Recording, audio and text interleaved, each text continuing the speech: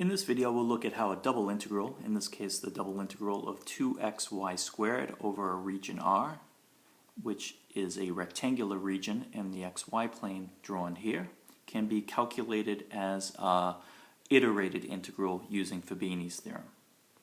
First, let's just get a conceptual understanding of what it is we're really computing here. I've drawn the x, y, z system, and we've got this surface z equal to 2xy squared. I'm not making any attempt to draw that picture accurately, just think of a surface sitting over the xy plane.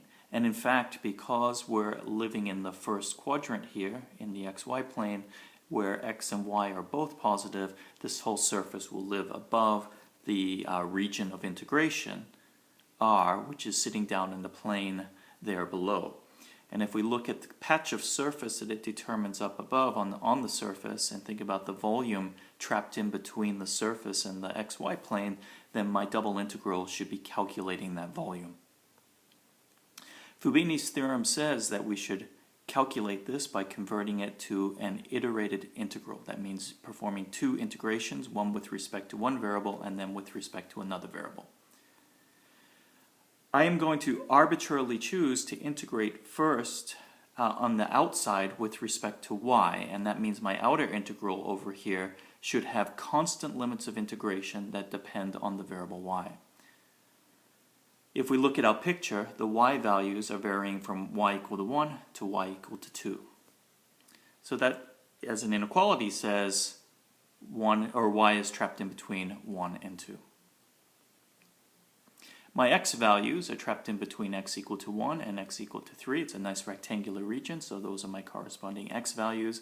And understanding those inequalities and how they determine the points that live in this region R tell me how to set up my limits of integration. My y values go from 1 to 2, so that's dy.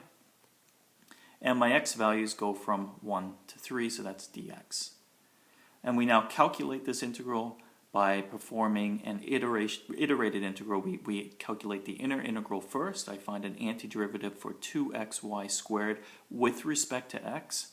So I think of y squared, that's just a constant. And I integrated 2x to get x squared.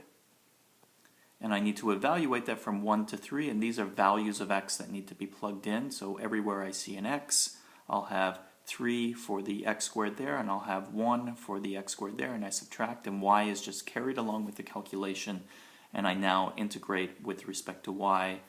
Let me simplify first, so I'll have 9 minus 1, so 8y squared, and we integrate that with respect to y and evaluate that from 1 to 2, and these are values of y. Now there's no other variable in the expression anymore, and so we just evaluate that. 64 thirds minus 8 thirds when you plug in 2 and 1, and if you simplify, you get 56 thirds. So in conclusion, we took this double integral, which represents the volume under the surface, over this rectangular region R, and we calculated that by finding an iterated integral that represents it and found that volume to be 56 thirds.